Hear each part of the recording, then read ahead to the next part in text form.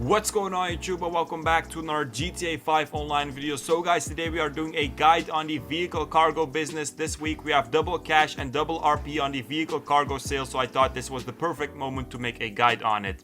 First thing that you guys will need for the vehicle cargo is basically a CEO office. If you don't have one yet, you can get one on this side, the Dynasty 8 executive side. If you don't have a lot of money, I recommend the Maze Bank West one. This week they're also in discount, only 500k. Once you have an office, then you go to it, go on your PC, and this PC is the only PC where you can basically buy a vehicle cargo warehouse. So in the middle, vehicle cargo. If you already have a warehouse, it will look like this. If you don't, which is also possible of course, then you will get a map with all the possible warehouses, and then you basically have to buy one. Now I have the La Mesa one. It's the cheapest one that you can actually get. By the way, you can only have one vehicle cargo warehouse, but the La Mesa one, it's close to a highway. It's a good location, so in my opinion, definitely a good one. Another one that's also good in my opinion is the La Puerta one. Also a good location. It's a little bit more expensive, but this week they're in discount, by the way. But the other reason it's good is basically that you have a helicopter pad very close to it, and on this helicopter pad you can spawn Pegasus vehicles, like for example the Cargobob, and I will explain later in the video why that's also important. So if you have the money guys, the La Puerta one, I would recommend that one. If you don't, the one that I have, I've been using it for a very long time. It's also very good. Now that you have a warehouse, you will have this screen, and it basically says source vehicle. The way this business works, by the way, very simple. You steal cars and then you basically sell them and you get profit. So if you do source vehicle, you will basically source a vehicle that you can steal. So you guys can see it, bottom left, it says vehicle T20 value top range, and then also the plate, the top range and the plate. I will explain that in a bit. But basically, once you go outside of your office, you have a blue car on the map. Your assistant will also call you, but a blue car on the map. Go there, kill the NPCs or the cops, or sometimes you don't even have to kill anyone. And then after that, just take the car, return it to your business. Now you guys can see bottom right, it also says repair cost. And that basically means if you damage the car, you will have to pay for it. So that's already money that you're losing. So be careful during these missions. During these missions, you also have a lot of NPCs following you, cars, helicopters. So that's also very annoying, of course. So be careful for that. Just make sure that you don't damage it a lot. If it's like 2 or 3k, it's not that important. So after you deliver the vehicle to the warehouse, you can actually already sell it. So no processing, no waiting, you can immediately sell it. And the selling is basically on the PC that you have in the office in the vehicle warehouse. On this PC, you will see a list of all the vehicles that you have in your warehouse. And then over here, you can basically click export, for example, and then you can sell them.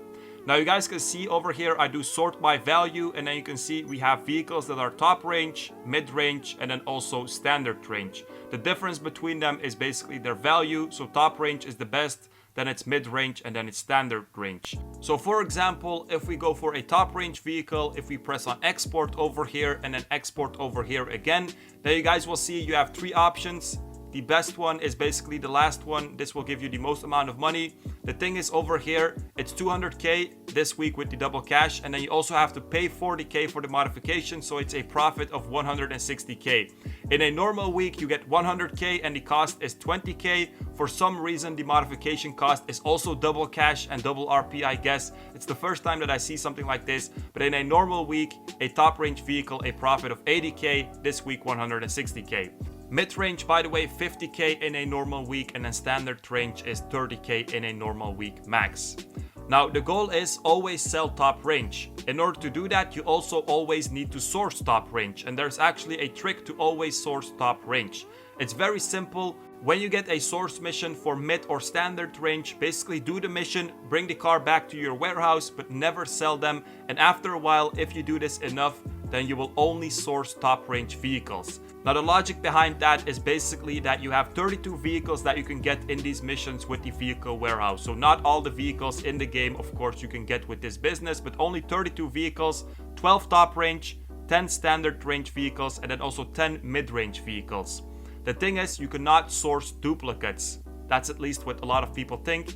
But the general rule was that you cannot source duplicates. So if you have 10 mid-range, all the 10 mid-range, and then also all the 10 standard range, then after a while you will only source top range. Now the thing is, This is not entirely how it works, because over here, for example, you guys can see I actually have two 770s over here. So I do have duplicates, and I actually have a couple of more. I have 14 standard range, I think, and then also 12 mid-range. So it's not entirely right, this rule, but the rule is basically never sell mid-range and standard range, and then you will always source top range after a while. Sometimes you maybe might source some mid-range or some standard range, but just do the mission and never sell them, guys. So now that you guys understand that, we can sell. So we're selling for the highest buyer. That means we also have to customize the car. The customization will be free, but you're kind of also paying for it, the 40k or the 20k in a normal week. You can customize it however you want. Just keep in mind you're selling this car, so you will never see it again after you sell it. So the sale mission, very simple. Just take the car to the buyer and that's it. Bottom right, you guys can see it says commission. If you damage the car, just like with the steal mission, a small cut will go off your commission. It's not a lot though, so 1 or 2k if you damage it a little bit. And of course, if you drive very clean, you will just get the entire commission.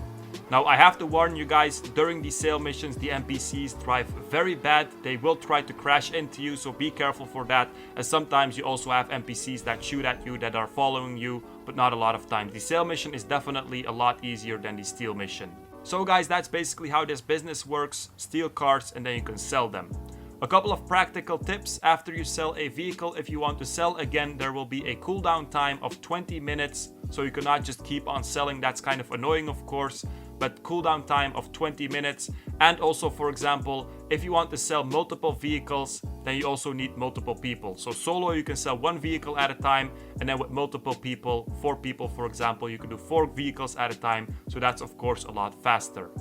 Another tip that I can give you guys is basically you can also start the source missions, so the steal missions in your terabyte. So not only the CEO office, also the terabyte. So if you do have one, that's a lot easier and a lot faster. So after you deliver the vehicle, for example, you will just spawn outside of your warehouse. If you have your terabyte over there, you can enter it and then you can start a source mission again. But just like with the steal missions, there is a cooldown time of 2 minutes on this as well. So be careful for that as well. Another tip that I can give you guys is the Cargobob method. A lot of people know this, a lot of people use this. It's basically, if you get a Cargobob, you can attach the car to it, and this way you can get it to the buyer a lot easier. You don't have to drive, you won't damage the car a lot. Now this is also the reason why I said La Puerta, the second location, is good, because next to it you have a helicopter pad where you can spawn a Cargobob, because a Cargobob is a Pegasus vehicle. Although if you have a hangar, you can also just request it as a personal vehicle. Now this method, you can also use it in a steal mission, of course, but I don't recommend it to people that are not that good at flying, because for example, if you are having trouble picking up the car with the Cargobob, it might just be that you damage the car a lot, and then it's of course not that useful anymore. Then you can just go ahead and go for a drive. Of course, if you don't have a Cargobob, I wouldn't really maybe immediately recommend buying one for this, because it's also of course a lot of money that you're spending.